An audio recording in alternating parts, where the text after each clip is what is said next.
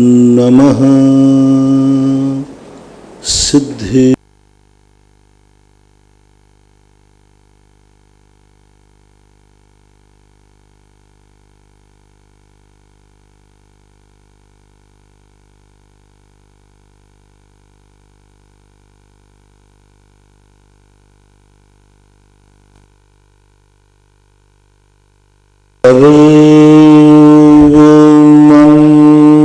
मंगल मांगल्यम सर्वकल्याण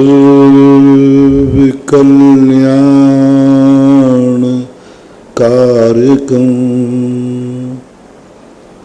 प्रधानम सर्वधर्माणां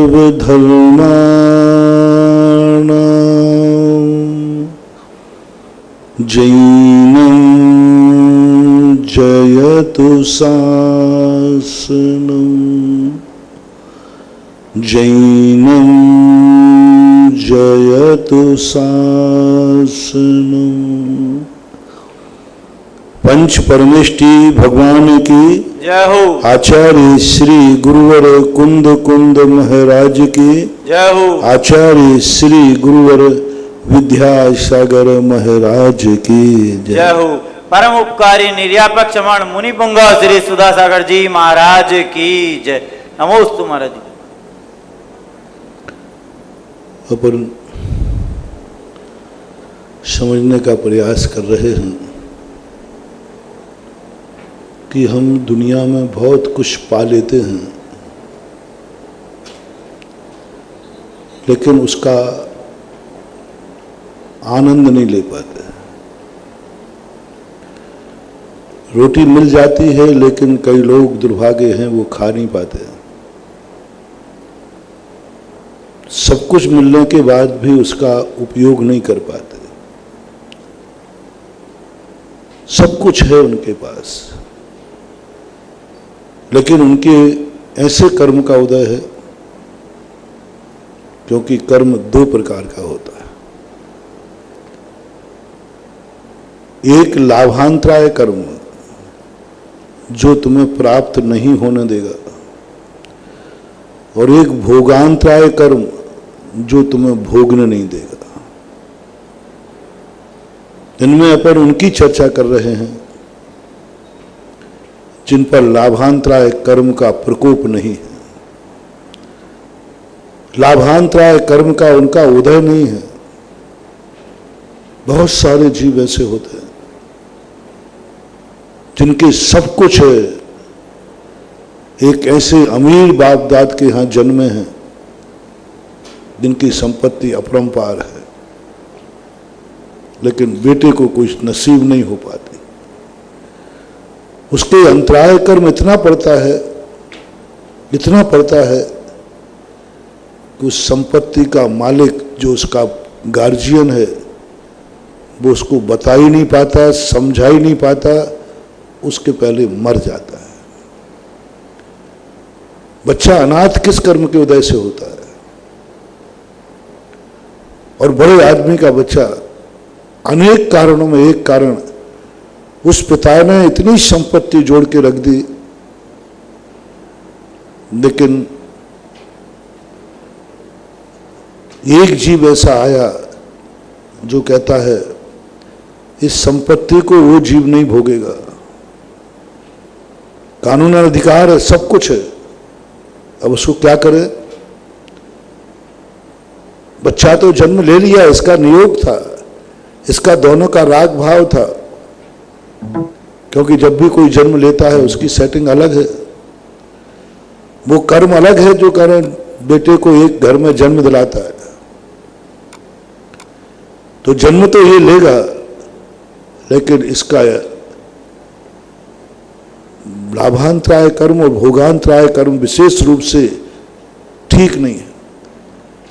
तो इसका तरीका यही करेगा कि जिसका इनके माँ बाप हैं, ये जन्म देने के बाद ये बालक ना हो पाए उसके पहले ही माँ बाप मरण को प्राप्त होना चाहिए। जब तक ये दोनों मरण को प्राप्त नहीं होंगे तब तक इसको दंड नहीं दिया जाएगा। और वे माँ बाप को मरण को प्राप्त हो जाते। आप ये मत समझना कि फिर माँ बाप ने बेटे के कारण से माँ बाप को क्यों दुख भोगना पड़ा। कर्म कहता है कोई बात नहीं, यहां से मैं हटाऊंगा, इससे ज्यादा पुण्य कमाऊं और कहीं दे दूंगा। एक पक्षी न्याय होता है कभी कभी। पिताजी के पाप कर्म का उदय नहीं है, बेटे के पाप कर्म का उदय। माँ बाप का कोई पाप कर्म का उदय नहीं, बहुत उनका पुण्य का उदय है जिंदगी तक, लेकिन बेटे का पाप कर्म का उदय है। अब बेटे के पाप कर्म के उदय से माँ बाप को मरना पड़ेगा। बिना मरे बिना उस बेटे को कर्म की सजा नहीं मिल सकती। कर्म कहता है कि इस बाप को माँ बाप को दोनों को मरना है नियम से, और मरण करके अब तुम कहो कि माँ बाप का पुण्य फल क्या होगा। कर्म कहता है मैं तुम्हें इससे अच्छा दिलाता हूं।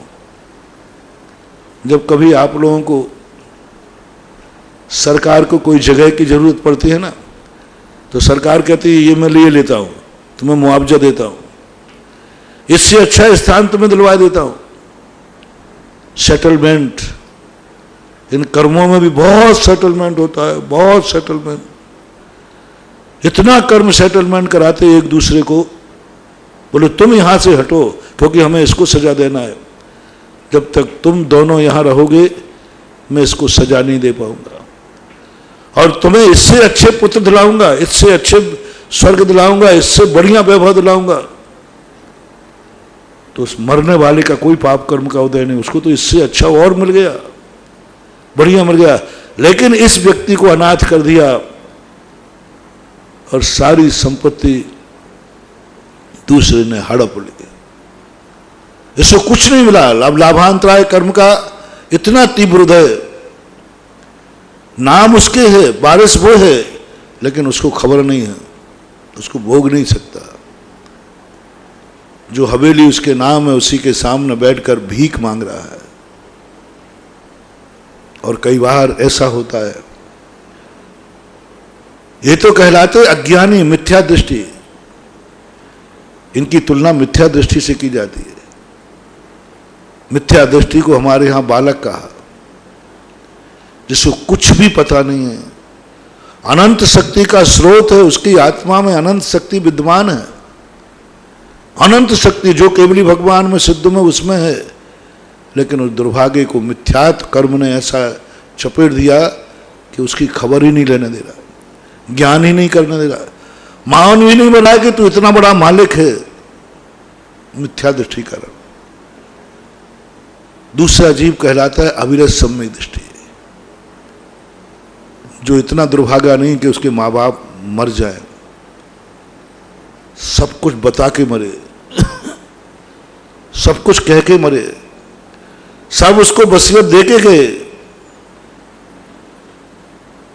सब कुछ। और बेटे के पास कागज है, सब कुछ है, और उसका संपत्ति का मालिक है, उसको मालूम भी है, लेकिन स्वयं इतना कमजोर है कि वो अपने बाप की दी हुई संपत्ति की सुरक्षा नहीं कर पाया, बाप की संपत्ति की रखवाली नहीं कर पाया।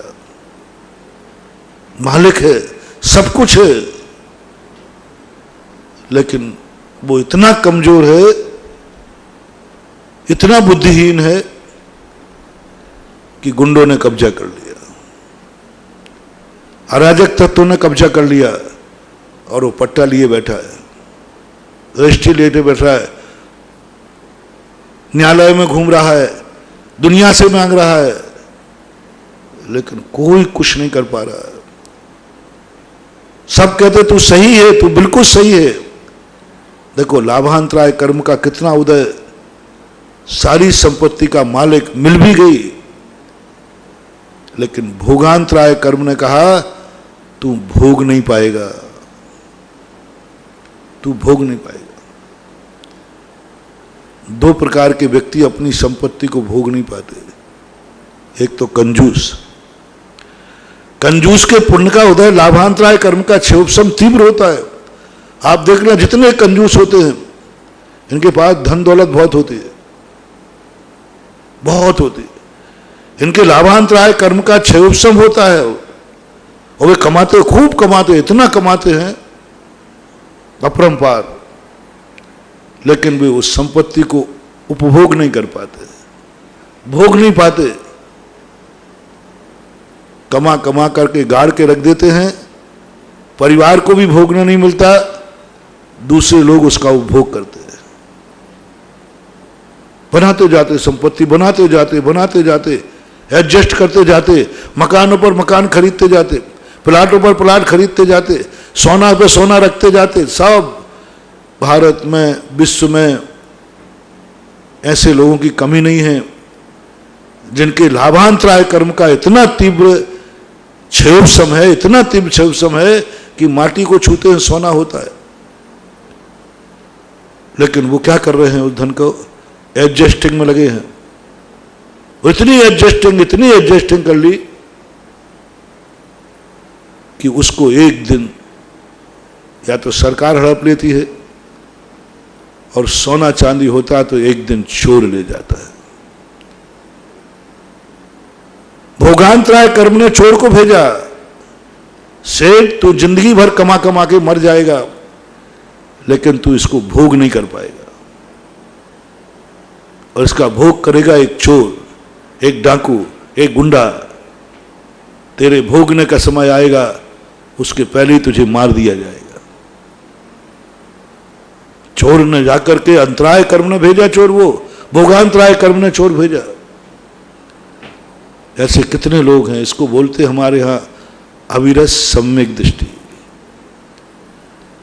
अविरत सम्यक दृष्टि कहते हैं कि अविरत सम्यक दृष्टि की दिशा यही है, वो सब आत्मा के स्वरूप को जानता है, रत्नत्रय को जानता है, मालिक है, लेकिन असंयम रूपी गुंडा, असंयम रूपी अराजक तत्व, अप्रत्याख्याना वर्णी कसाय उस आत्म वैभव को भोगने नहीं देते। जान रहा है आत्मा के पूल को, सब कुछ जान रहा है, मिथ्यात्व हट गया, लेकिन उसको आनंद लेना चाहे वो जिस पर श्रद्धा है नहीं। चौथा गुण स्थान वाला भी वो बदनसीब है जिसके पास सब कुछ है लेकिन भूखा है। डिब्बे में है, पूरी है, सब कुछ है, लेकिन भूखा है, खा नहीं सकता, वो खा नहीं सकता। आंखें हैं, देखने का सामान भी है, लेकिन देख नहीं सकता, वो बोल नहीं सकता, बोलने का मटेरियल है, बोल नहीं सकता। कई स्थानों पर ऐसा समय आता है, कई बार ऐसी सजा मिल जाती है। आंखें हैं, सब देखने की चीज है, लेकिन देख नहीं सकता, उसे कोठरी में बंद कर दिया गया। कई लोग बोलना चाहते, बोलने का मन भी है, लेकिन बोल नहीं पाता, उसका कर्म का उदय है। कर्म कहता है तेरे पास बोलने की ताकत है, लेकिन मैं तुझे बोलने नहीं दूंगा, मैं ऐसा वातावरण बनाऊंगा कि तू बोलना चाहेगा तो भी नहीं बोल सकता। कितने बार कितनी चीजें अपन बोलना चाहते हैं, नहीं बोल पाते। कितने स्थानों पे हम जाना चाहते हैं, लेकिन नहीं जा पाते। शक्ति है पैरों में, रास्ता है, लेकिन लॉकडाउन है, नहीं जा सकते। रास्ते खुले हैं, जाने का मन भी है, ताकत भी है, लेकिन कहता नहीं, तुम नहीं जा सकते। हर चीज में यही जानना। ऐसे लोगों को अपना क्षयोपशम बढ़ाना चाहिए। ये उस गरीब से भी ज्यादा दुर्भाग्य है। कम से कम वो गरीब और भिखारी ने कमाने का पाप तो नहीं किया। गरीब जरूर है, कमाने का पाप नहीं किया। जब तुमने कमाने का पाप किया है तो फिर तुमने ये कमाने का पाप किस लिए किया? या तो कमाते ही नहीं। वो भिखारी अच्छा है, वो पशु अच्छा है कि पेट भर के लिए कमा लेता है, रात में सो जाता है। उस भिखारियों की कभी दुर्गति नहीं होती। यदि सही भिखारी है, सच्चा भिखारी है, तो उसके आरंभ परिग्रह बहुत कम होता है, बहुत कम होता है, क्योंकि उसके मूर्छा भाव नहीं। उनका कहता ठीक है, आज मिल गया, कल ठीक है। नरक की जब व्यवस्था बनाई, बड़ी गजब, उमा स्वामी महाराज ने गजब किया। नरक आयु के बंध का पूछा तो किसी गरीब को नहीं बताया, क्रोधी को नहीं बताया, मानी को नहीं बताया, मायावी को नहीं बताया, इनके लिए नहीं बताया। वहवारम परिग्रहत्वम नारकस्यायशा, जिसके पास जितना धन दौलत होगा, अमीर होगा, आरम परिग्रह होगा, उसको नरक का कारण लिखा शास्त्र में। गजब। सावधान बड़े आदमियों, भिखारी को नरक नहीं लिखा क्योंकि उसके बहुत आरंभ और परिग्रह नहीं है। अभी मानसिक रूप से मत लेना, मन के द्वारा तो हो सकता है, तो वो तंदुलमश के पास भी था। अभी मैं द्रव्य की बात कर रहा हूं, वो भी भाव की भी करूंगा। पहले तो द्रव्य से जो तुम्हारे पास परिग्रह है, जितना ज्यादा है, यदि नगर में सबसे ज्यादा तुम्हारे पास है तो तुम ज्यादा नरक के निकट हो। देश में तुमसे ज्यादा है तो तुम ज्यादा नरक के निकट हो। विश्व में सबसे बड़े आदमी हो, उसको नरक में जाने का ज्यादा है। आरंभ और परिग्रह, जिसका जितना बड़ा व्यापार है उसकी उतनी ही दुर्गति है।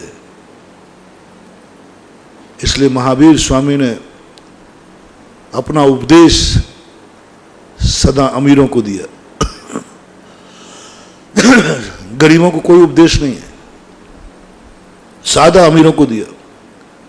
उसके दो कारण थे, क्योंकि अमीर समर्थ है, वो कुछ भी कर सकता है।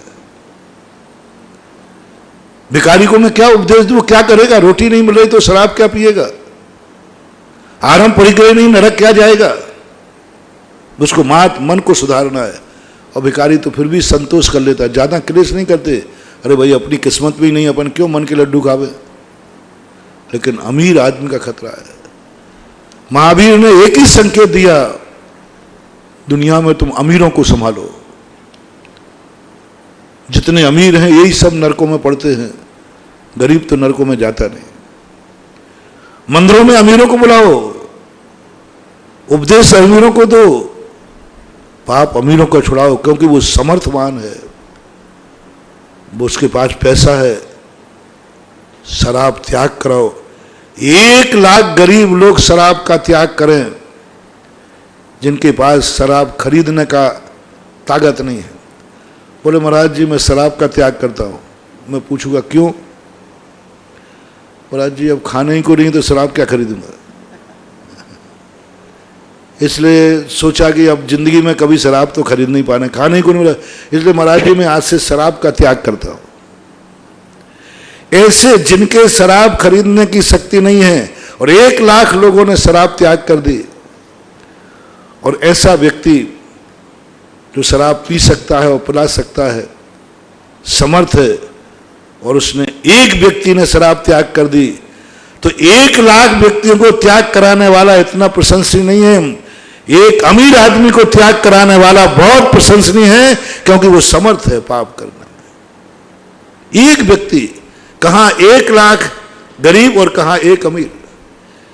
1 लाख गरीबों को हमने मंदिर बुलवा लिया, उपदेश देकर अभिषेक करा लिया। वे तो बैठे ही थे, दुख के मारे हैं, परेशान, उनसे कहा अभिषेक करो। जब 1 लाख व्यक्ति को मंदिर बुलाया और एक अमीर आदमी को बुलाया, एक अमीर आदमी को हमने अभिषेक का नियम दे दिया, तो 1 लाख गरीब लोगों के अभिषेक के नियम से ज्यादा प्रशंसनीय ये है। 1 लाख व्यक्तियों को हमने रात्रि भोजन आदि व्यसन छुड़ा दिए, सप्त व्यसन जो करते ही नहीं थे, कर ही नहीं सकते थे, और एक समर्थ बड़े आदमी को छुड़ा दिया। इसलिए प्रकृति ने नियम बताया कि बड़े आदमी को इंतजार मत कराना, बड़ा आदमी जब भी आ जाए तब तुम सुधारने बैठ जाना।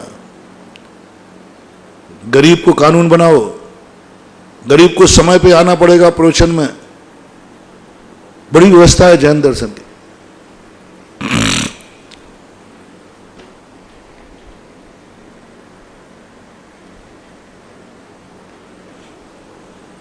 मैंने पहले कहा था, कभी समोषण के अंदर गरीब पहुंच जाए ना बड़ा कानून लागू होता है, देखना कैसा पक्षपात है। समय से क्यों नहीं आए? भगवान का प्रोशन बंद हो चुका है। साहब मैं घर में बहुत परेशान था, बच्चा बीमार था, परिवार में दुख था, खाने पीने नहीं था, इसलिए भगवान में प्रोशन में लेट हो गया। कुछ नहीं, कोई दया नहीं।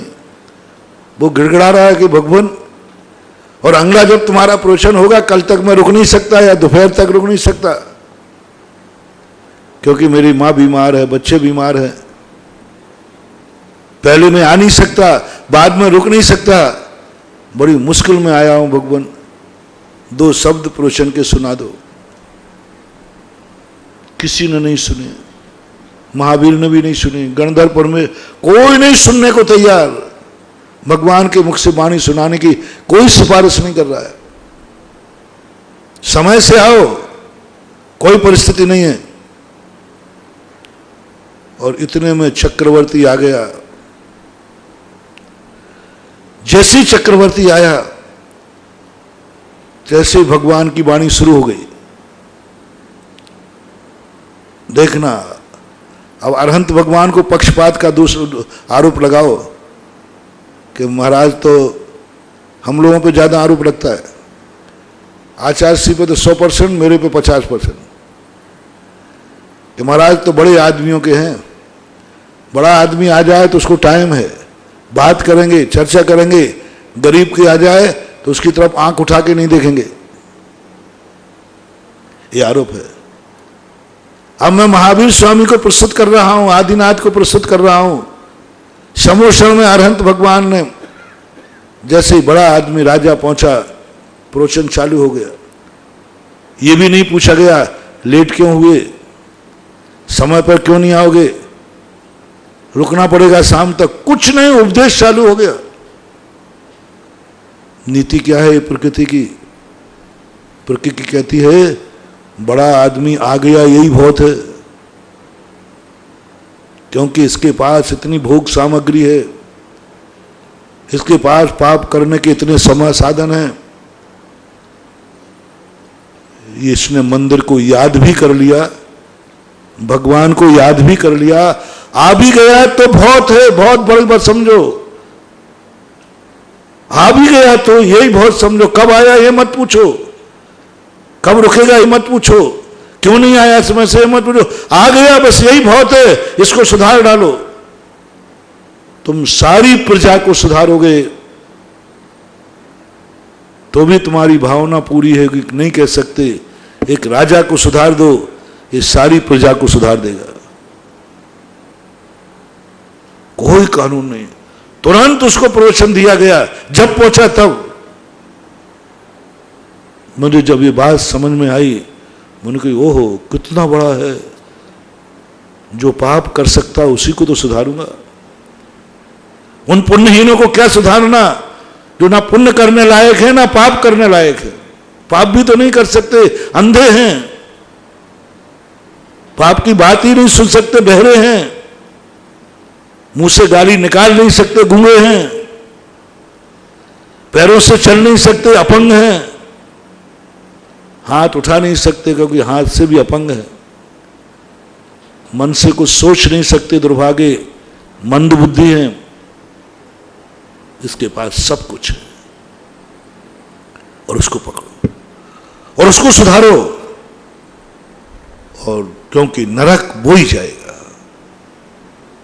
इसलिए हमारा जैन दर्शन बड़े आदमियों को कहता है कहीं तुम लाभांतराय कर्म के क्षय का लाभ ले रहे हो, भोगांतराय क्षय का भार बनाओ, अपने हाथों से उस संपत्ति का भोग करो, क्योंकि तुमने पाप करके कमाई है, पाप तुम्हारे खाते में जमा हो गया है, तुमने नई नई प्लानिंग बनाई है। सबसे बड़ा पापी कौन होता है? जो घर में बैठा हुआ व्यापार की और फैक्ट्री की प्लानिंग बनाता है। लोग आप उसे अच्छा मानते हैं, अरे भैया ये सारा जो हमारे घर में सब कुछ है ना, सब इसकी प्लानिंग है। आज जो मकान बन गया, आज इतना फैक्ट्री खुल गई, आज इतना सब कुछ हो गया, ये सब इसका दिमाग है, ये व्यक्ति ने दिमाग लगाया, आज हमारे पास सब कुछ है, सब इसका है। सबसे ज्यादा नीचे नरक उसी को जाना है। इसने सबसे पहले प्लानिंग दी है। घर के मुखिया लोग सुनो,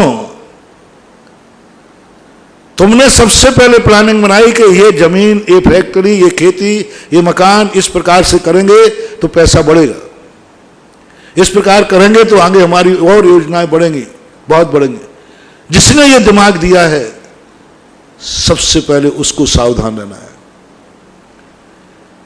जिसने उस फैक्ट्री को चला रहा है सबसे पहले दूसरे नंबर पर उसको ध्यान देना है, क्योंकि इनके लाभांतराय कर्म का क्षोभ बहुत तीव्र है, बहुत तीव्र है। ऐसे महानुभावों से मेरा कहना है, घर के मुखियों से मेरा कहना है, प्लानिंग बाजों से कहना है, ये परिवार की प्रशंसा की भट्टी में मत जल जाना। ये परिवार, ये रिश्तेदार, ये समाज तुम्हें चनों के झाड़ पर चढ़ाएगी। सब तुम्हारी कृपा है, सब तुम्हारी बदौलत है। तुमने ये थोड़ा अपनी तरफ देखो, गुरु समझा रहा है तुम्हें।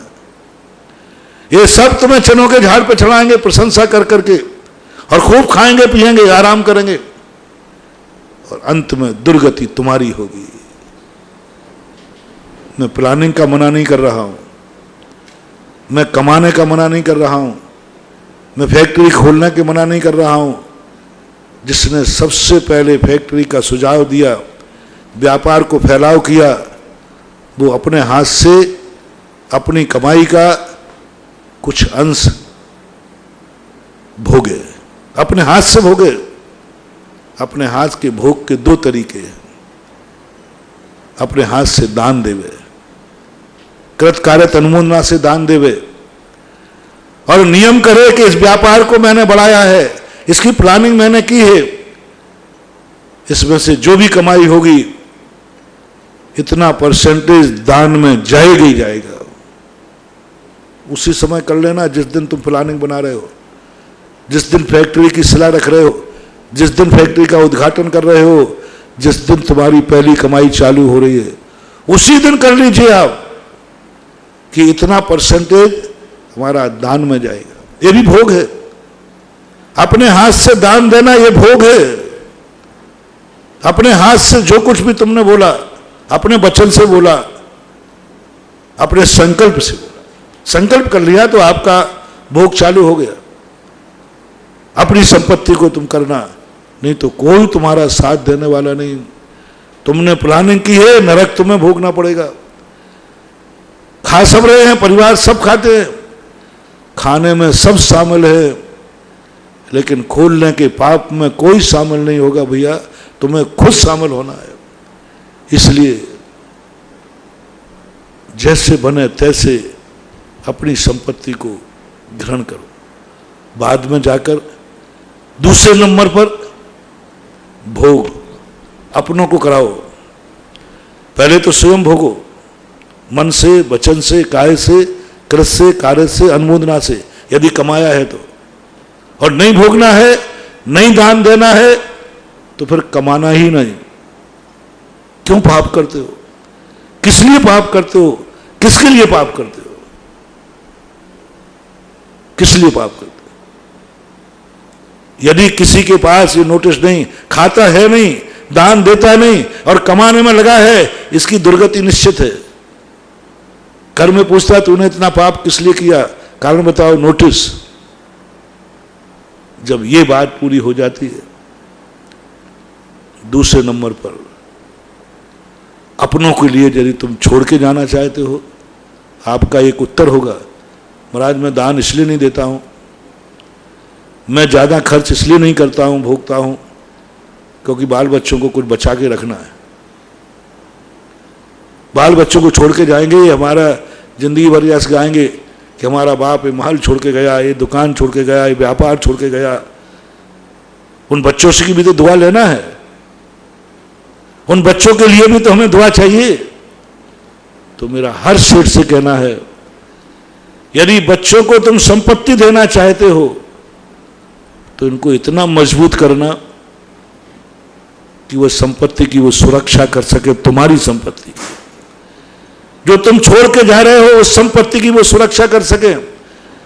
अन्यथा ऐसे लोग मैंने देखे, बाप दादे संपत्ति छोड़ के जाते हैं, उनके बेटा उसकी सुरक्षा भी नहीं कर पाते, 3 तरीके से सुरक्षा नहीं कर पाते।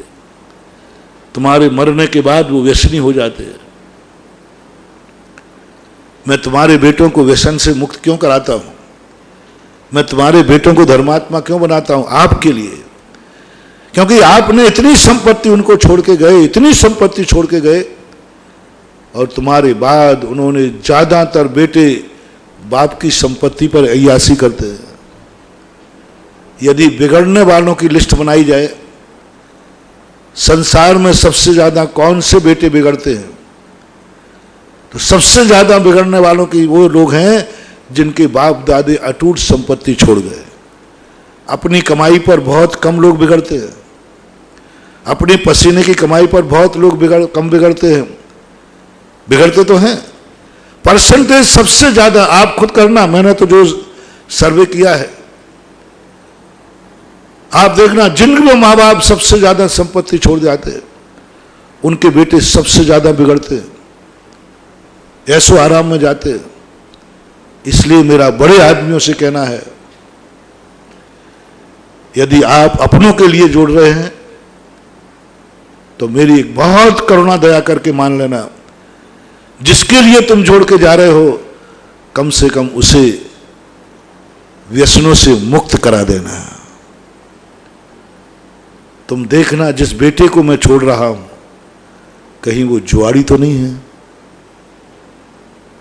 जुआरी तो नहीं है। लो तुम्हारा नरक और पक्का कर रहा हूं। एक पाप तो तुमने जिंदगी भर किया, खूब संपत्ति जोड़ी, दान भी नहीं दी, खाली खर्ची भी नहीं, यहां तक एक पाप था। अब ये 100 गुना पाप और बढ़ेगा, क्योंकि तुमने जवाब दिया ये संपत्ति मैं बेटों को, परिवार को छोड़ के जाऊंगा, LIC बना के जाऊंगा, सब कुछ करके जाऊंगा, ये मकान सब कुछ। और तुमने यदि उस बेटे का जुआ नहीं त्याग कराया, तुमने ध्यान नहीं दिया, अब तुम्हें सावधान रहना है कि यदि हम बेटे को छोड़ के जाएंगे तो सबसे पहली शर्त है आप बेटे से जुए का त्याग कराओ, नहीं तो तुम्हारा धन छोड़ने से वो जुआ खेलने जाएगा, सारा पाप का खाते तुम्हारे खाते जाएगा, तुम एक नरक नीचे और जाओगे, क्योंकि तुम उसको संपत्ति छोड़ गए इसलिए उसने जुआ खेला है। भले तुम्हारा भाव नहीं था, लेकिन तुमने बेटे को जुए का त्याग कराया। हर मां बाप से मेरा कहना है, मैं आपके लिए बेटों का दूर नहीं कर रहा हूं, बेटों को संपत्ति नहीं जोड़ना इसके लिए मना नहीं कर रहा हूं। आप ग्रस्त हैं, आपका मोह भाव है, लेकिन इतनी सी मेरी बात मान जाओ, हर बाप को अपने बेटे की संपत्ति देना है, लेकिन पहले जुए का त्याग कराना है, व्यसन का त्याग कराना है, सप्त व्यसनों का त्याग कराना है, शराब का त्याग कराना है, पापों का त्याग कराना, अनैतिक जिनमें बर्बाद हो जाए। क्या करोगे तुम इतना छोड़ करके? पाप कर गए, एक दिन में दाव पे लगा देगा। एक दिन पहले इंद्रप्रस्थ के राजा एक रात में तो सारे कंगाल बन गए। शाम को जब बैठे थे इंद्रप्रस्थ के राजा थे, सुबह जब देखा तो वनवासी थे। जैनाचार्यों ने सबसे पहले, इसलिए ऋषभ देव ने, महावीर ने कहा इस बड़े आदमी को समझाना है, इस बड़े आदमी को उपदेश देना है, क्योंकि ये डबल पाप कर रहा है। एक तो स्वयं पाप कर रहा है, दूसरा बेटों को पाप का साधन जुटा रहा है। तो महावीर ने कहा इसको उपदेश दे दो, 2 पीढ़ी सुधर जाएंगी। ये स्वयं सुधर जाएगा और ये बच्चे को भी संस्कार देगा, बच्चों को भी संस्कार देगा। और यदि तुमने बच्चों को संस्कार दे दिया तो आपको बहुत बड़ा काम हुआ। बच्चों को व्यसनों से बचा लिया, बहुत बड़ा काम हो गया। और यदि बच्चों को तुमने दान सिखा दिया, हर पिता को अपने सामने जैसे तुम कमाना सिखाते हो, ऐसे हर बेटे को अपने सामने दान देना सिखाना चाहिए। शुरू से सिखाओ। चॉकलेट के पैसे देते हो तब से सिखाओ। चॉकलेट के पैसे के लिए आप 50 रुपया देते हैं तो नियम बनाओ हर घर में। आज मैं अपने भक्तों के हर घर का एक नियम देना चाहता हूं। जो भी आप अपने आपको नहीं दे रहा हूं नियम, आपकी पीढ़ी सुरक्षित कर रहा हूं, बहुत बड़ा मार्ग दे रहा हूं। जो भी पैसा आपको दो, हर बेटे को ये कहना है, पिता को, ये पैसा दे रहा हूं तुझे खर्च के लिए, इसमें से 50 रुपया दिए तो 50 का सीधा नोट मत देना, खुले देना, और उसमें से कहना ये 45 रुपया तेरे हैं, ये 5 रुपया गुल्लक में डाल देना, दान में दे देना, गौशाला में दे देना, गरीब को दे देना। ये तुझे उपभोग नहीं करना है। भोग के 2 रूप मैंने बताए थे ना, एक दान और एक स्वयं भोग। 45 रुपया तू भोगेगा, 5 रुपये का तू दान देगा, तो बेटा तुम्हें जवाब देगा, पापा ऐसा करो 45 ही दो, 5 आप डाल देना गुल्लक में। जब 5 रुपया मुझे भोगना ही नहीं है, मुझे खाना ही नहीं है, तो ऐसा करो पापा आप ही डाल देना, मुझे 45 दे दो। नहीं, तुझे डालना है। तो ये 45 भी दे दे, ये कह दे पापा आप ही खर्च कर लेना। हाँ, ये और बोल दे, तुम जवाब देना, बच्चों को जवाब देना सीखो। वो कहे पापा आप ही दे देना ना 5 रुपया, 45 दो। तो उन्होंने कहा बेटा ये और कह दे कि पापा ये 45 रुपया आप ही खर्च कर लेना। इसमें क्या फर्क पड़ता है? दो नहीं करेगा। तो जैसे तू 45 रुपया मुझे खर्च नहीं करने दे रहा है, तू स्वयं खर्च करेगा, इसी प्रकार ये 5 रुपया भी तू दान देगा। पहली कक्षा से करना, पहली क्लास से करना, जब से उसके हाथ में तुमने पैसा रखा तब से करो। पहला हाथ जैसे पहले दिन भी यदि अपने बच्चे के लिए चॉकलेट का पैसा दिया है, उसमें पहला दिन की शुरुआत मंगलाचरण करना। जिनके छोटे बच्चे हैं उनके लिए बहुत बड़ा शगुन दे रहा हूं, शगुन दे रहा हूं। पैसा देने का भी शगुन होता है। हर चीज का प्रारंभ का मुहूर्त होता है, बिना मुहूर्त के नहीं करना। कोई भी कार्य प्रारंभ करो उसमें शगुन देखा करो। कोई भी कार्य, जो भी तुम संसार के कार्य करते हो, पहला first impression is last impression. तुम वह कार्य पहला कर रहे हो, उसके लिए शगुन देखो, उसको शगुन मानो, उसको तुम अपने आप में मुहूर्त देखो, शुभ लग्न देखो, शुभ गुण देखो, शुभ शब्द देखो। पहली बार, दूसरी बार के नहीं कह रहा हूं। तो आज मैं बता रहा हूं, पहली बार आपने बेटे को पैसा दिया, पहली बार, अभी तक पैसा नहीं दिया था, अभी तुम्हारे साथ से चल रहा था, उसके लिए शुभ शगुन ढूंढना। महाराज आज मैं बेटे को चॉकलेट के लिए, अभी तक तो मैं लाके देता था, अब मैंने उसको पैसा देना चाह रहा हूं।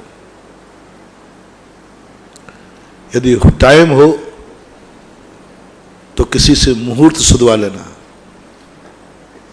मेरा कहना है। पहली बार जब बच्चे को रोटी खिलाई जाती है, पहला अन्न मुहूर्त से खिलाया जाता है। पहला अन्न आज के पहले अन्न नहीं दिया गया, ये पहला अन्न मुहूर्त से।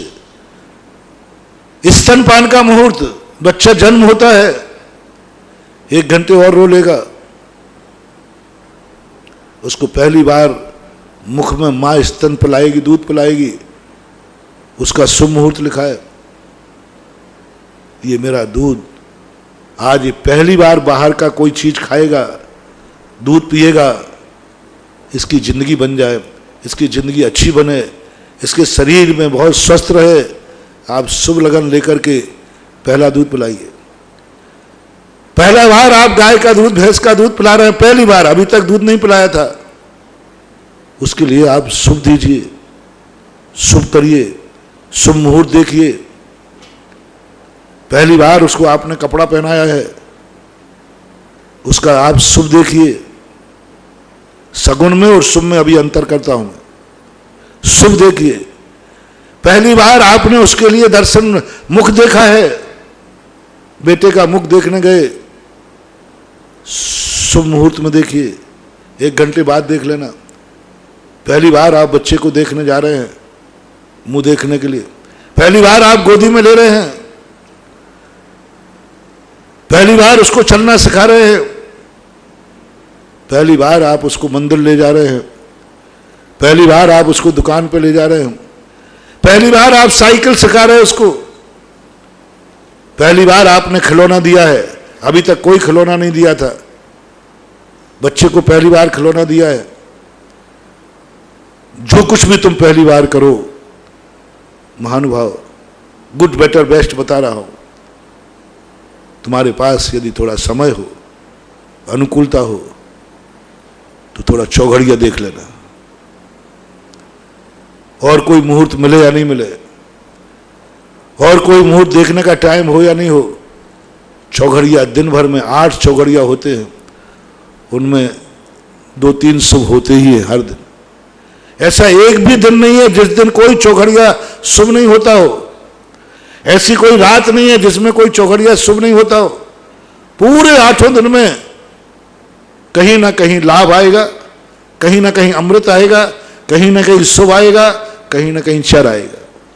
ये 4 शुभ होते हैं और ये 4 कहीं ना कहीं आएंगे, यानी 50% शुभ है, 50% है, यानी 1-2 घंटे के अंदर कुछ भी काम करो आप। मैं तो कह रहा हूं, बच्चे से शुरू कर रहा हूं मैं समझाने के लिए, उसका शुभ देख लेना, शुभ समय देख लेना। फिर दूसरा, जब शुभ समय देख लो तो फिर उसका सगुन करना। सगुन का अर्थ क्या? आज मेरा बेटा पहली बार दूध पिएगा, सगुन देखना। आप बहुत मन को विशुद्ध कीजिए, आप अपने वचन को 2 घंटे पहले प्रशस्त कीजिए। आप खाना पीना आज ही, कब पिलाना है दूध उसको,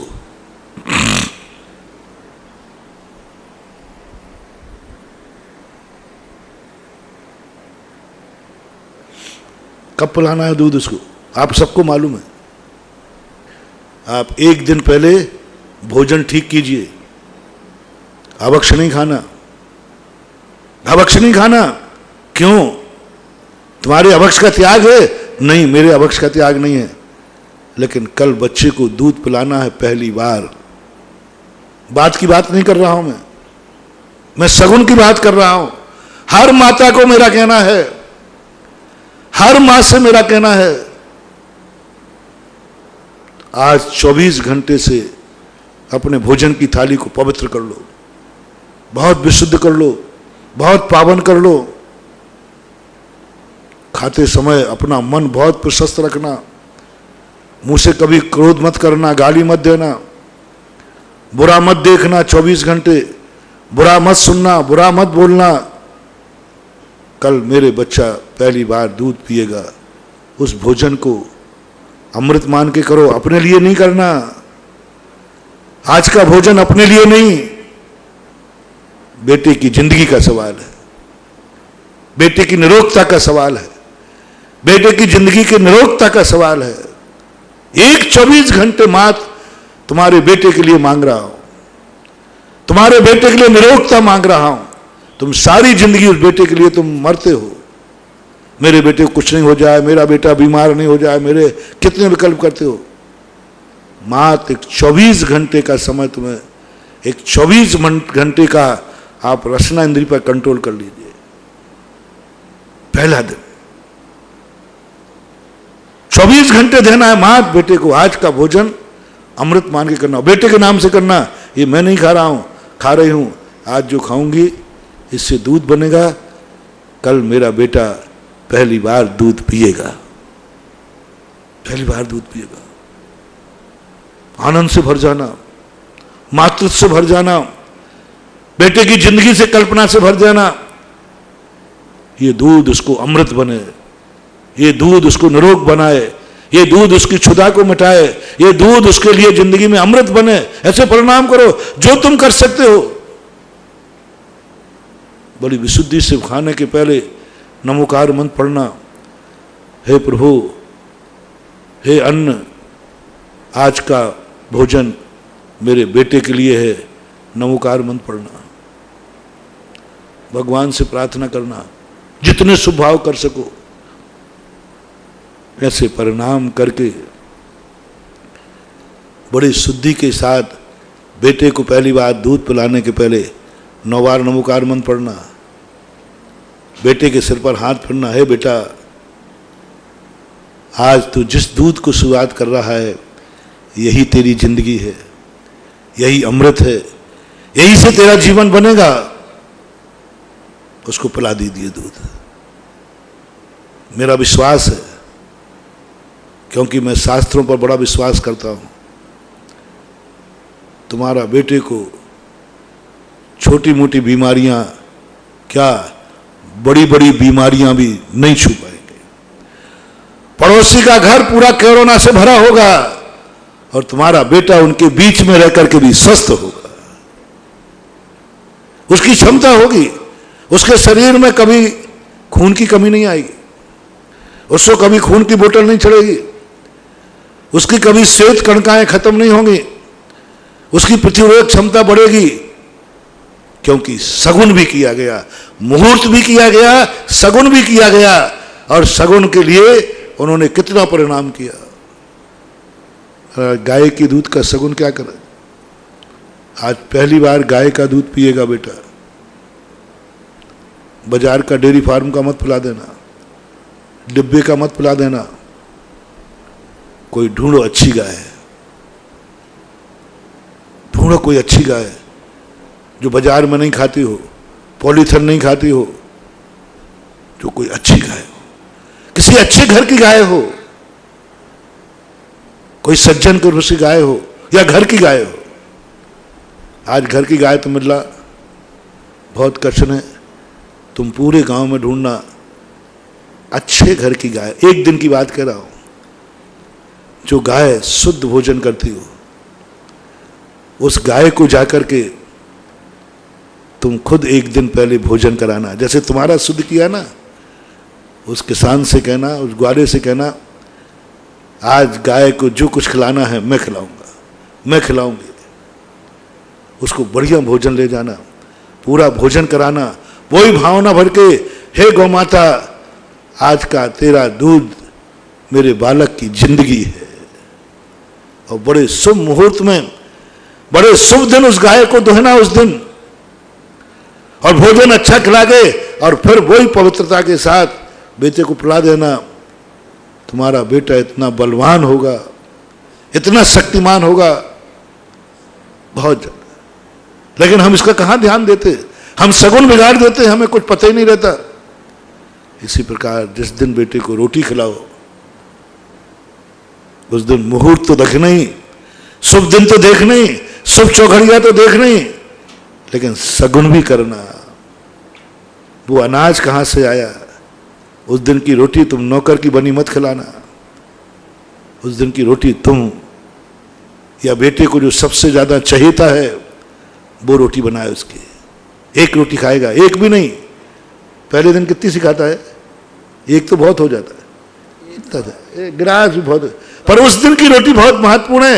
एक दाना इतना सा टुकड़ा मुंह में दोगे, लेकिन तुम बनाना, नमोकार मंत्र पढ़ते हुए बनाना, भक्तांबर पढ़ते हुए बनाना, और भावना करना, आज मेरे बेटे के लिए यह है, उसको कभी संग्रहण की बीमारी नहीं होगी, मलमूत्र की बीमारी नहीं होगी, उसकी कभी किडनी खराब नहीं होगी, उसका कभी लीवर खराब नहीं होगा, क्योंकि पहला अन्न सगुन से किया गया है।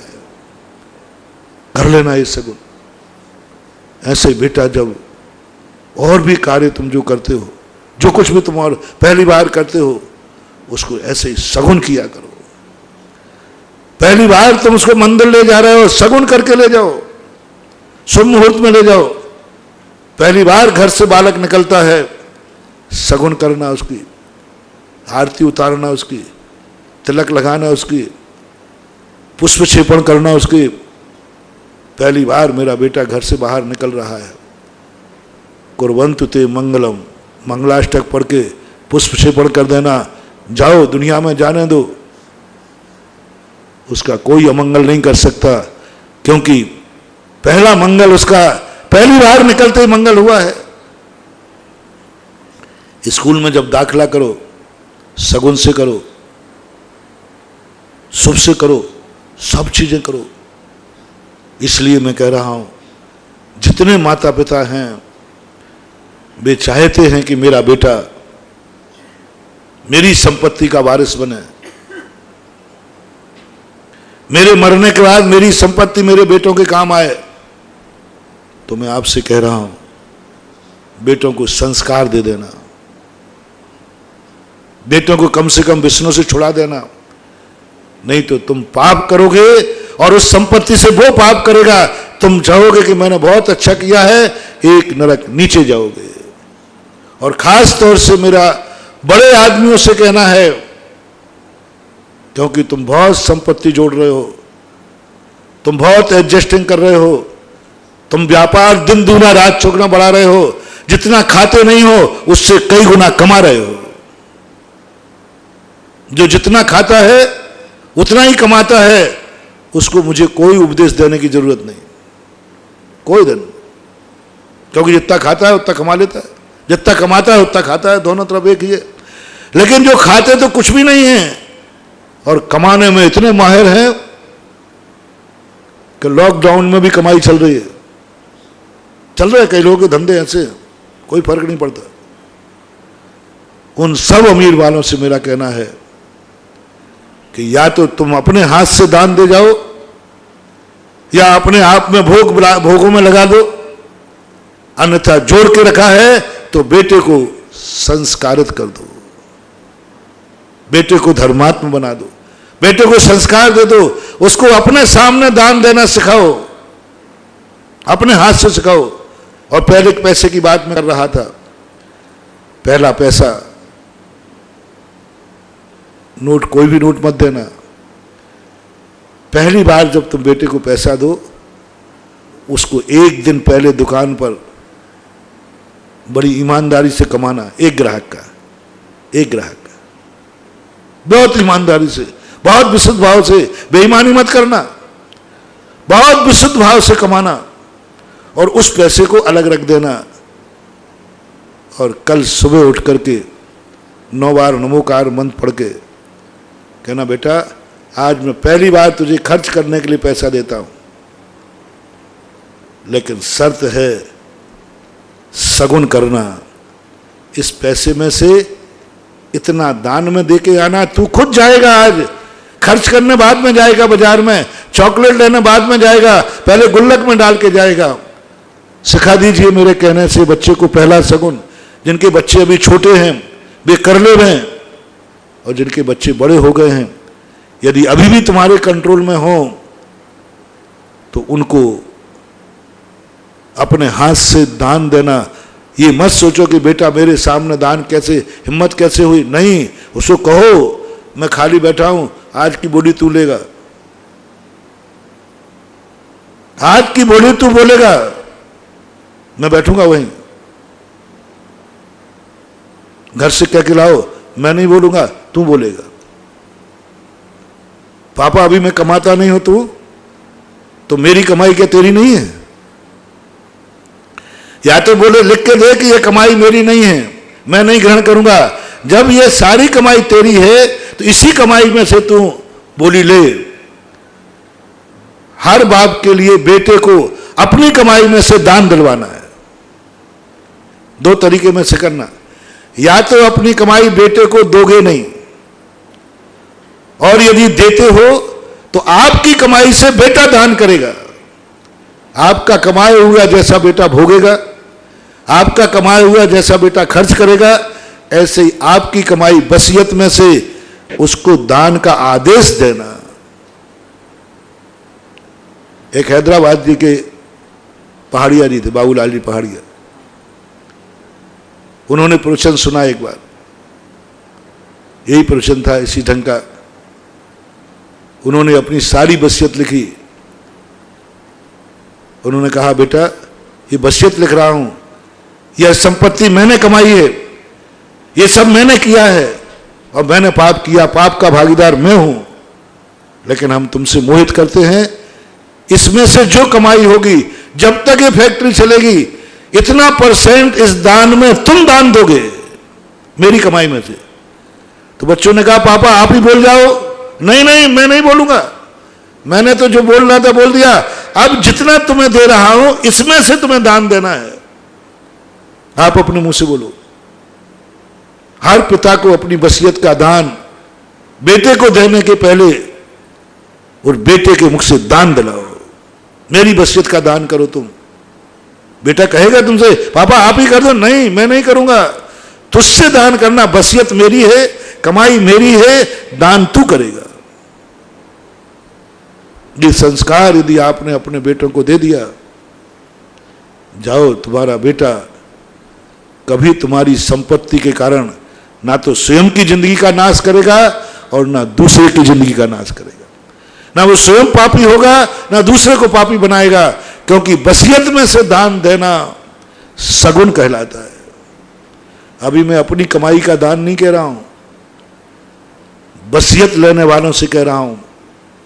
बेटों से, मेरे बाप से मैंने कह दिया, अब बेटों से मैं कहना चाहता हूं, या तो तुम सही क्षत्रिय हो, सही ठाकुर हो, सही जैनी हो, 100 नंबर वाले, तो नियम कर लो कि मैं बाप की संपत्ति का कभी उपयोग नहीं करूंगा।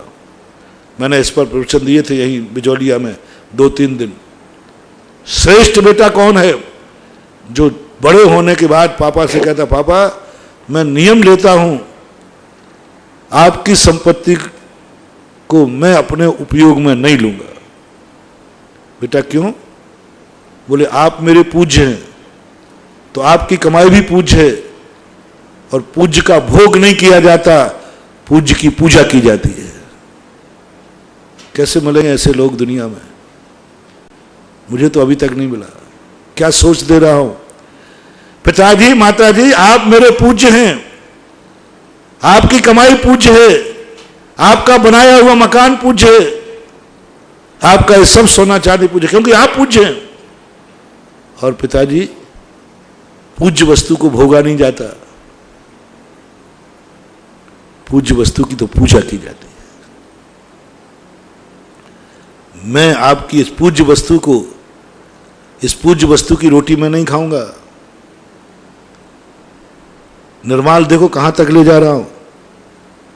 मंदिर की निर्माल नहीं, मंदिर में चढ़ी हुई द्रव्य मैं नहीं खाऊंगा, क्योंकि ये पूज्य पुरुष को चढ़ी है। ऐसे घर का पूज्य पुरुष मान लो, देवता घर का देवता, मैं पिता की संपत्ति का खर्च नहीं करूंगा, पिताजी की संपत्ति का उपभोग नहीं करूंगा, ये तो पूज्य है। तो क्या करोगे बेटा? बोले पापा इतनी से आप समझ जाओ, मैं तुम्हारी संपत्ति का उपभोग नहीं करूंगा। गुस्से में नहीं, कसाय भाव में नहीं, क्योंकि तुम पूज्य हो और तुम्हारी एक एक कौड़ी पूज्य है। पिताजी इससे अच्छा है कि आप खुद अपनी तरफ से, अपने जीते जी आप अपनी संपत्ति को पूज्य बना के जाओ, मंदिर में दे के जाओ, मंदिर बना के जाओ, अस्पताल बना के जाओ, विद्यालय बना के जाओ, एक ट्रस्ट बना के जाओ, जिससे सदा परोपकार होता रहे, दुनिया का कल्याण होता रहे, गरीबों का उद्धार होता रहे। मैं तो इसको नहीं भोगूंगा, मैं तो नहीं भोगूंगा। तब पिता कहेगा अच्छा बेटा नियम है? हाँ पापा नियम है। मैंने महाराज के आज ही प्रवचन में जाके नियम ले लिया है, मैं अपनी खुद की कमाई खाऊंगा, खुद की कमाई खाऊंगा। तो फिर पिता कहेगा ठीक है। होशियार पिता संपत्ति को दान देगा। जब लेने नहीं बेटे को तो क्यों छोड़ के जाओ? दूसरा थोड़ा मोही होगा, वो कहे बेटा तूने तो नियम ले लिया, लेकिन मैंने एक नियम लिया है कि मैं अपनी संपत्ति का बेटे से दान कराऊंगा, क्योंकि मेरा तेरे से राग है, मैं तुझे बहुत चाहता हूं, बहुत चाहता हूं, और इतना चाहता हूं कि संसार में जब भी मेरे यहां कोई बेटा हो तो तेरा जन्म हो, तेरा जन्म हो। यदि हो तो मेरा इतना राग है, इसलिए मेरे गुरु ने प्रवचन दिया कि अपनी संपत्ति से, अपनी संपत्ति को बेटे से दान कराओ। तो मैं भी नियम लेके आया हूं कि अभी तक जो मैंने दान दिया था दे दिया, और जो देना है वो मैंने रख लिया। इतनी संपत्ति मैं तेरे द्वारा दान कराऊंगा, तेरे द्वारा दान कराऊंगा। तू दान करेगा, संपत्ति मेरी होगी। बोले पापा ऐसा क्यों कर रहे हो आप? आपने पाप किया, आपकी संपत्ति आप दे दो ना। नहीं, मुझे तेरा सगुन करना है। गुरुजी ने कहा है, जो पिता अपनी कमाई अपने बेटों से दान दिलाता है वह बेटे की जिंदगी में सगुन होता है। इसलिए मैं सगुन करके जाऊंगा, तू दान करना। मेरे जीते जे कर तो शुरू कर दे, नहीं तो तू ये तो पक्का ही है कि भोगेगा तो है ही नहीं। तो तू मेरे मरने के बाद दान बोलना, सारी अर्थी उठाने के पहले बोलना। सुनो रे सब पंचायत के लोगों, मेरे पिताजी मुझे इतनी संपत्ति छोड़ के गए, इस संपत्ति को मैं दान करता हूं। दान की घोषणा करना। जो पिता की अर्थी पर, पिता की मौत पर, पिता की वसीयत में से दान देता है, वो कभी जिंदगी में दरिद्रता का मुख नहीं देखता। ये सगुन है। तुम्हारी माई नहीं कह रहा हूं अभी। जो पिता के मरने पर पिता की वसीयत यदि मिलती है, थोड़ा भी मिले, एक कौड़ी भी मिले, कुछ भी मिले, कुछ भी मिलती है, अर्थी बाद में उठाना। हमने ऐसा सुना है पहले पुराने लोगों से कि जब घर का कोई बड़ा आदमी मरता था, पूरे पंच आते थे और उनका जो पगड़ी बांधता है वसीयत का, जिसको वसीयत मिलती है, वो घोषणा करता था फलाने क्षेत्र को इतने रुपया। अर्थी नहीं उठी अभी, अर्थी वही रखी। अर्थी पे बोला जाता था, दान बोला जाता था। मैंने इसका बड़ा चिंतन किया। मैंने कहा ओहो, ये तो बहुत बड़ा सगुन है। हर बेटों से मेरा कहना है कि अर्थी उठाने के पहले पिता की वसीयत में से दान देना। कितना देना है ये तुम्हारे ऊपर छोड़ता हूं, लेकिन अर्थी उठने के पहले सगुन करना। जो भी तुम्हें बोलना हो, थोड़ा इज्जत से बोलना, पिता की हैसियत से बोलना। नहीं तो तुम कंजूस हो, बोलो कि ठीक है 1-1 रुपया सब क्षेत्रों को लिख लो। हैसियत से बोलना, परसेंटेज से बोलना। कितने करोड़ की संपत्ति हुए, कम से कम टैक्स के हिसाब से तो बोलना, हैसियत से तो बोलना। कम से कम 25% तो बोलना, नहीं सही 10% तो बोलना, नहीं सही तो 5% तो बोलना। अब क्या करूं महाराज, एक और आप बस एक और पासा फेंक दो, क्या 1% पे आ जाओ। चलो कोई बात नहीं, कोई बात नहीं, सगुन तो करो। लेकिन बिना अर्थी उठेगी जब बाप की वसीयत में से सगुन करके उठाना। तो मेरे से आशीर्वाद मांगने आते हो, महाराज बहुत घना दुख है, बहुत गरीब हूं, बहुत परेशान हूं, तो मैं क्या करूं? नहीं आप आशीर्वाद दो, आप ये करो। और मैं जानता हूं मेरा आशीर्वाद और बदनाम हो जाएगा, क्योंकि मुझे सबसे ज्यादा डर लगता है कि मेरा आशीर्वाद बदनाम नहीं हो। जैसे आप लोग डरते ना कि आपकी दुकान बदनाम नहीं हो जाए। हमारी दुकान क्या है? आशीर्वाद। कितने विश्वास से तुमने आशीर्वाद लिया और तुम्हारा काम नहीं हुआ तो बदनाम आशीर्वाद होगा। तो हमें होश में देखना पड़ता है कि आशीर्वाद। तो आजकल हमने कहना शुरू कर दिया, महाराज जी अच्छे दिन आएंगे कि नहीं? मैं पूछता हूं बाप जिंदा है कि मर गया? बोले मर गया। मैंने कि जिस दिन अर्थी उठा वसीयत देके गया था? बोले देके गया था। तो अर्थी उठाने के पहले कुछ दान बोला था? बोले नहीं बोला। तो मैंने कहा भाई चलो उठा, चलो बजा, मेरा आशीर्वाद बदनाम हो जाएगा। और जो कहता है कि महाराज बोला था मैंने दान बोला था, फिर मैं तुरंत हाथ उठा देता हूं, क्योंकि मुझे विश्वास है जिसने बाप की अर्थी पर बाप की वसीयत में से दान दिया है, उसका भली बुरा दिन आ जाए लेकिन बहुत जल्दी अच्छा दिन भी आ जाएगा। आजकल ये छोटे छोटे फार्मूले हमारे बड़े सिद्ध हो रहे हैं, पर हम अपने आशीर्वाद को चमत्कारी बना रहे हैं। और फिर श्रेय किसको जाता है? महाराज जी का आशीर्वाद लिया था, महाराज ने कहता सब ठीक हो जाएगा, मेरा ठीक हो गया, हमारे आशीर्वाद की महिमा बढ़ जाती। अरे भोला प्राणी, मेरे आशीर्वाद की महिमा नहीं है, ये तो फोकट में मुझे लाभ मिल गया। ये महिमा है उसकी कि तूने अर्थी पर बाप की वसीयत में से दान दिया था, उसका चमत्कार है। लेकिन बताने वाला तो मैं हूं ना, तो उससे चला जाता। बस तो करो ये चीजें, कोई भी उपकरण मत करो, जितना कर सको उतना करो। फिर दूसरा और अतिशयकारी सगुन बनाओ, और अतिशयकारी। बाप की वसीयत में से तो दे ही दिया, आजकल मैं खुद कमाने लगा हूं। मैं अपनी कमाई में से पिताजी के नाम से दान देता हूं। एक बार मैंने बहुत प्रवचन दिए थे, 3-4 दिन। अपनी कमाई किसके लिए? अपनी कमाई किसके लिए? बाल बच्चों के लिए, पेट के लिए? ये तुम्हारी अपशगुन है।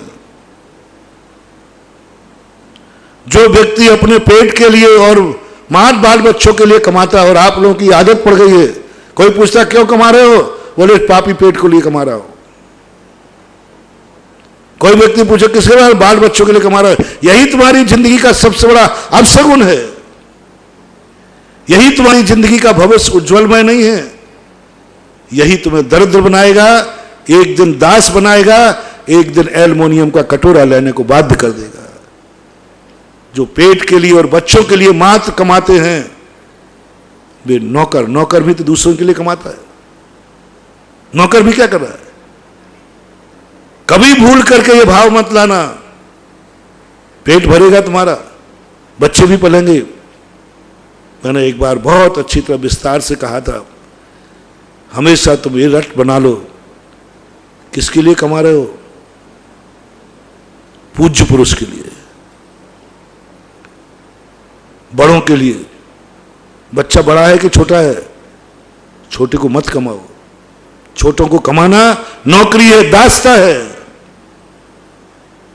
पेट के लिए मत कमाओ, पशुता है। पेट अकेले कमा रहा हो, महाराज पापी पेट के लिए कर रहा हो। मैंने फिर वो कहा था ना, तुम्हें उदाहरण दिया था, एक कुत्ता भी कहता महाराज जी ये क्या कर रहे हैं? कौन है ये डॉक्टर साहब है, ये बहुत बड़े व्यापारी हैं, ये इंजीनियर हैं। तो कुत्ता कहता है, ए सेठ जी, ए इंजीनियर साहब, पेट भरने के लिए इतना पढ़ने की जरूरत नहीं थी, देखो मैं बिना पढ़ा रहा पेट भर लेता हूं। जो पेट के लिए कमा रहे हैं वो पशुवत हैं, पशुओं के समान हैं, और उनकी गति पशु के समान ही होगी। यदि कमाते समय तुम्हें ये भाव आ गया है, ये पापी पेट, याद आ रहा होगा प्रवचन 10 लाख क्षण पर्व के पहले 3-4 दिन प्रवचन दिया था। ये अशुभ शब्द मत बोलना अपने पापी पेट को। ये पेट को पापी मत कहना। ये किसी मांसाहारी का पेट नहीं है, ये किसी कब्रिस्तान का पेट नहीं है, ये जैनी का पेट है, जिसमें छना पानी जाता है, शुद्ध भोजन जाता है। वो कैसे पापी हो गया? मैं तो अपने पेट को कभी पापी नहीं कहता। क्यों? बढ़िया, कितना शुद्ध भोजन लेता हूं। अशुद्ध खाए तो पापी, तो इसको पापी नहीं कहना। एक और तो दूसरी बात, जब आप बोलते हो तो अपने पेट के लिए कभी मत कमाना मानो। यदि तुम्हारी यही धारणा कमाने में बनी रही, तुम्हारी प्रवृत्ति पशुओं जैसी होती जाएगी। तुम सबसे, जैसे पशु होता है ना, माँ बाप से जन्म ले लेता है और बड़ा होने के बाद छोड़ देता है। जितने पशु और मनुष्य में अंतर बता रहा हूं। और पशु क्यों है और पशु में क्यों जाएगा, यह पशु पर्याय से आया है। जो पेट के लिए कमा रहा है वो या तो पशु पर्याय से आया है या पशु पर्याय में जाएगा, और वो पशु जैसा ही है, क्योंकि पशु पेट के लिए कमाता है, वो कुछ भी नहीं कमाता, किसी से मतलब नहीं। पशु छोटे बहुत बच्चे होते हैं तब बात अलग है, बड़े होने के बाद वो माँ बाप को पहचान नहीं भूल जाता है। आज तक किसी बेटे ने, पशु बेटे ने अपने माँ बाप की सेवा नहीं की,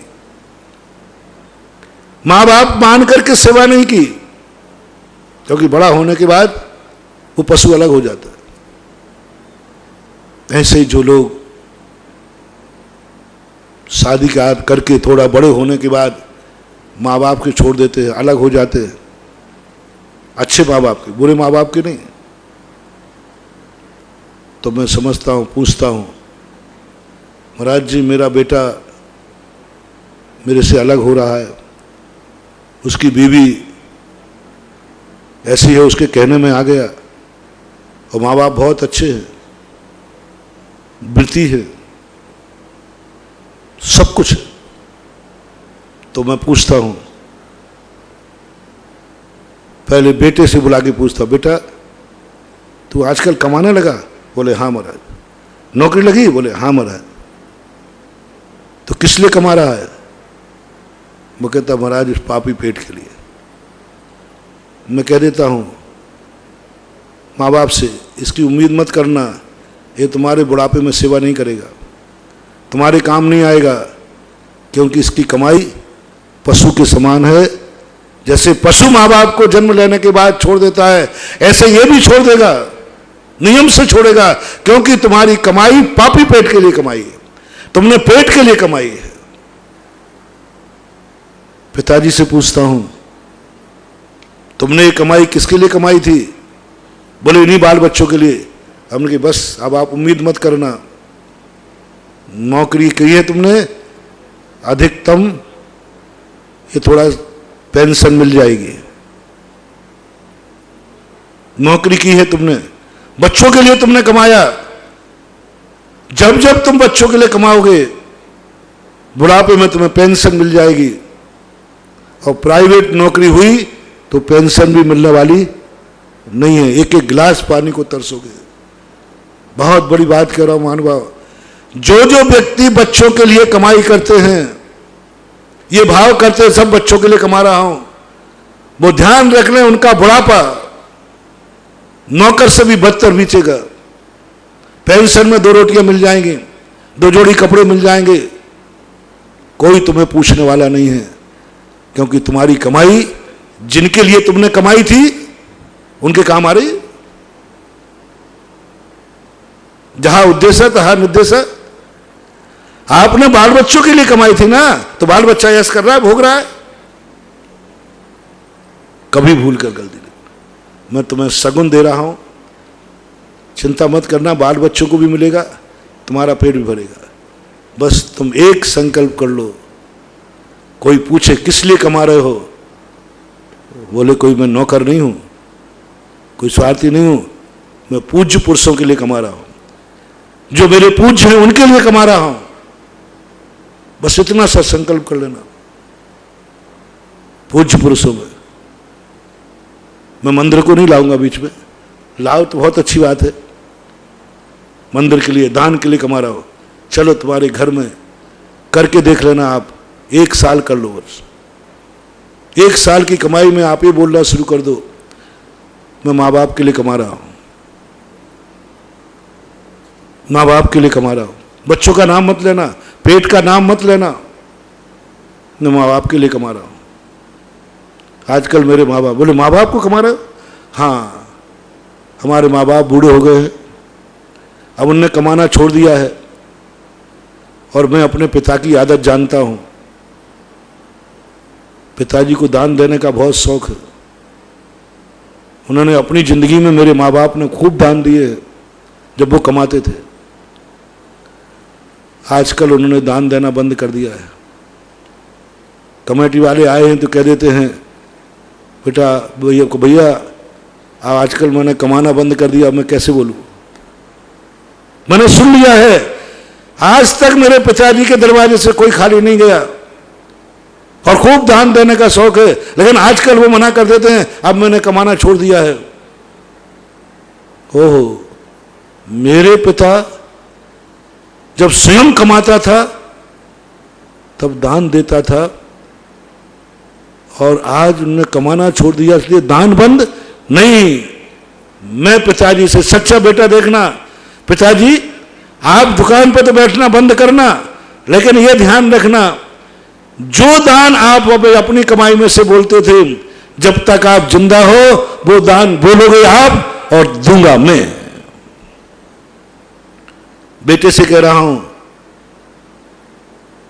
सुनना परस्पर उपयोग। बाप की कमाई किससे दान करवाई? बाप जो कमाई देगे आप बेटा दान करे। अब बाप यदि जिंदा है और आप कमा रहे हो तो आपको अपनी कमाई का दान किससे बुलवाना है? पापा से।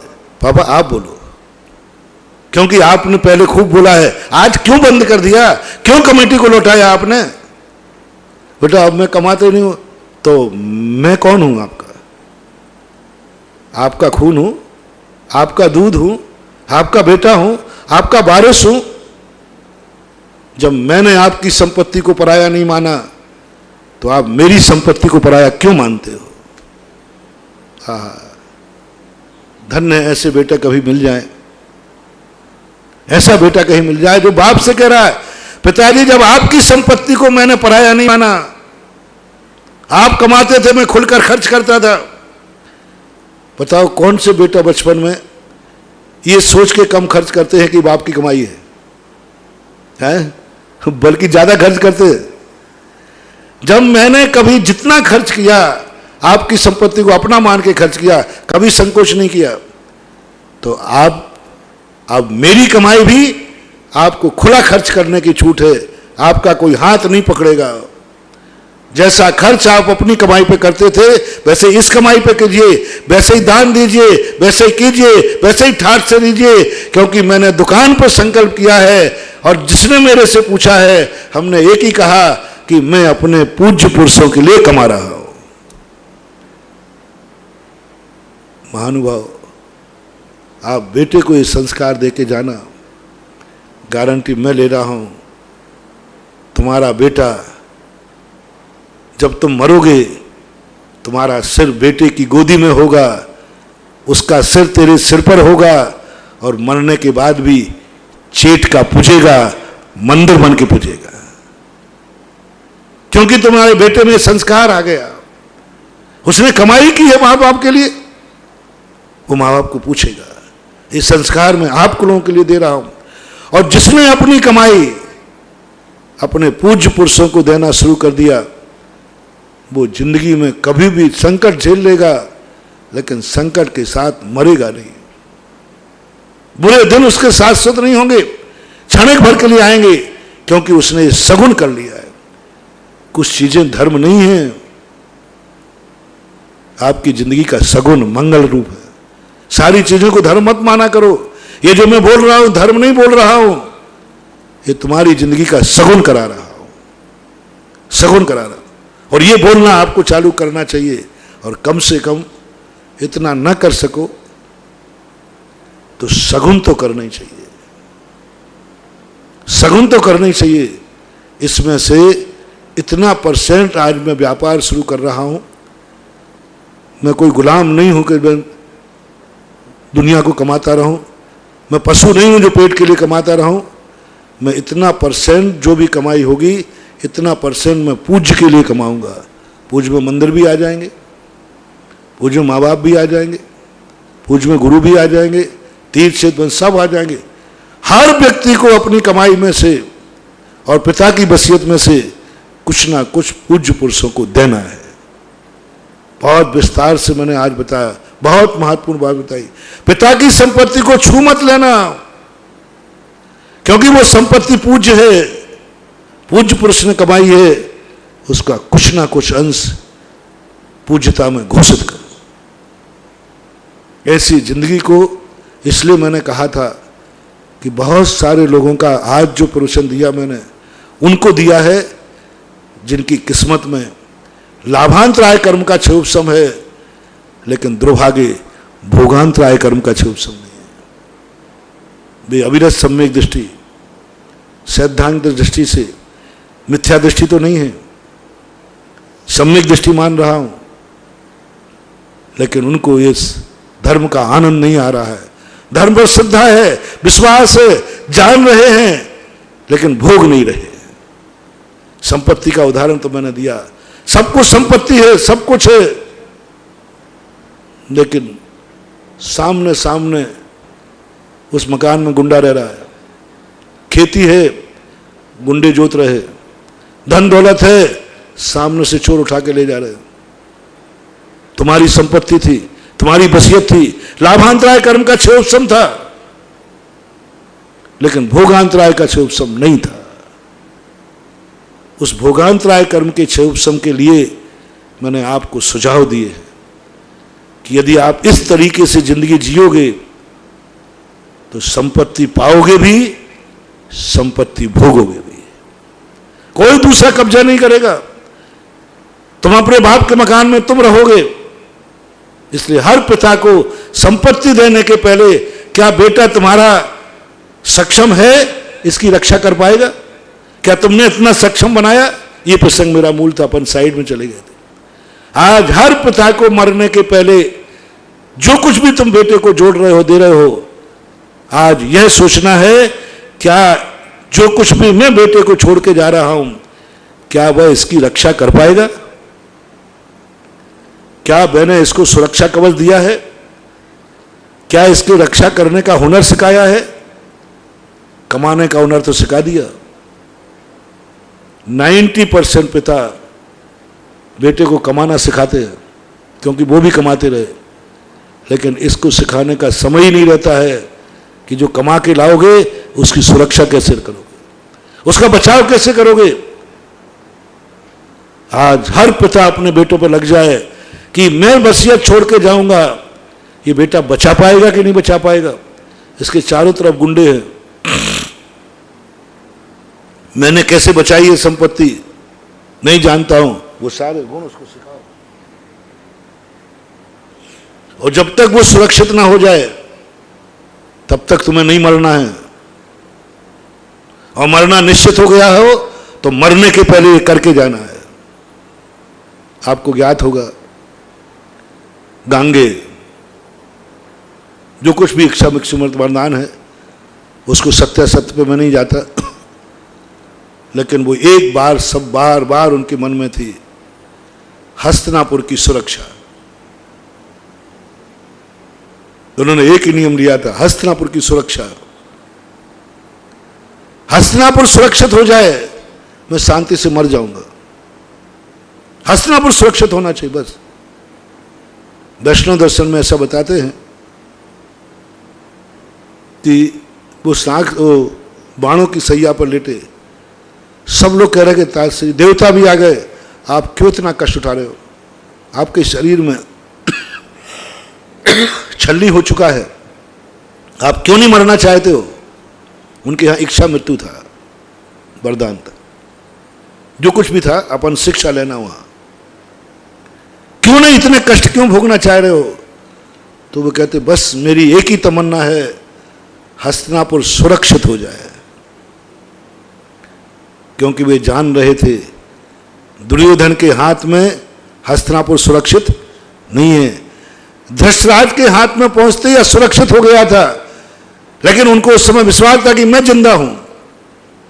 धृतराष्ट्र कैसा भी कमजोर हो, अंधा हो, लेकिन मैं जिंदा हूं तो हस्तिनापुर सुरक्षित है। यदि मैं मर गया तो ये जो दुर्योधन है ये सुरक्षा नहीं कर पाएगा, इसके सलाहकार शकुनी है, ये सुरक्षा नहीं कर पाएगा। इसलिए मैं उसी दिन मरूंगा जिस दिन हस्तिनापुर सुरक्षित हो जाएगा। हस्तिनापुर सुरक्षित हो जाएगा। गौर करना, वैष्णव दर्शन के अनुसार, महाभारत के अनुसार, जब वो दुर्योधन मारा गया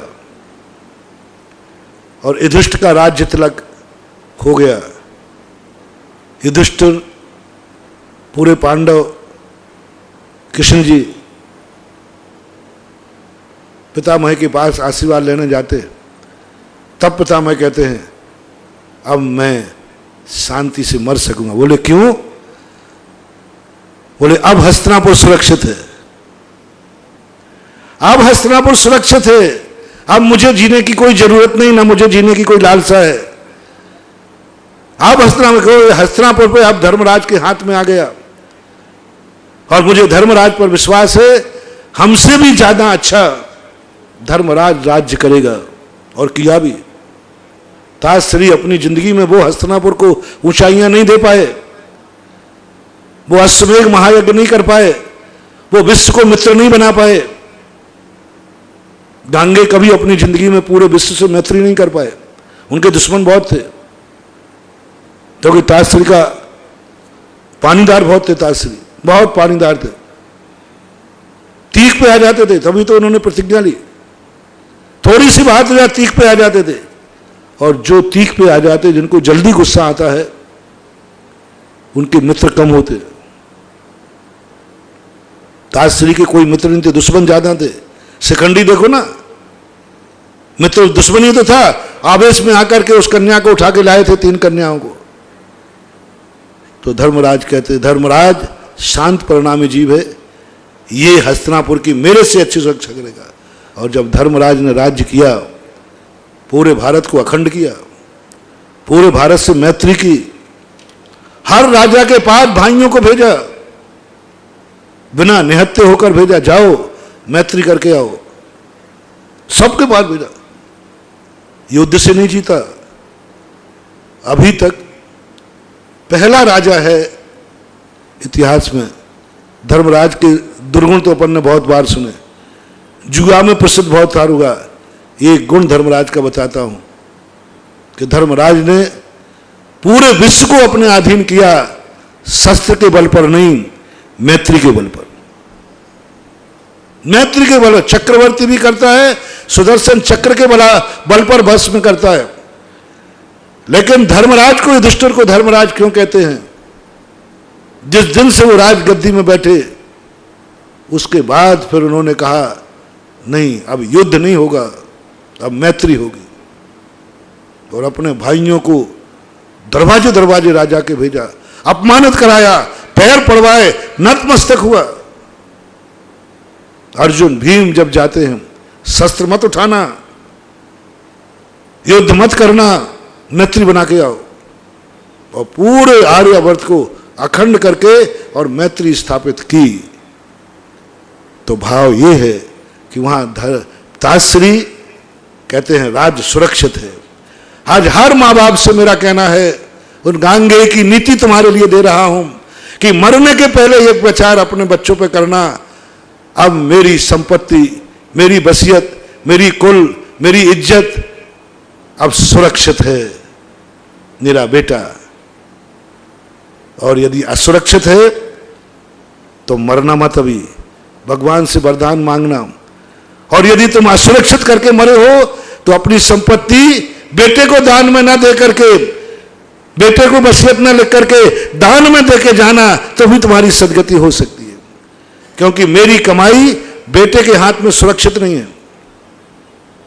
मैं सबसे कह रहा हूं, बेटों को संपत्ति देने की कोई आपत्ति नहीं है, बस एक नियम ले लो कि बेटे के हाथ में तुम्हारी संपत्ति सुरक्षित है क्या तो दे देना, और नहीं है तो मत देना। तुम्हारी इज्जत बेटा कायम रख पाएगा तो वसीयत दे देना, और तुम्हारी इज्जत को धूल में मिला देगा तो फिर वसीयत मत देना। ये प्रसंग, ये सूत्र आपके लिए दी जा रहे। और गांगे ने जब ये शब्द कहे, तुम्हारे लिए बहुत बड़ी शिक्षा थी।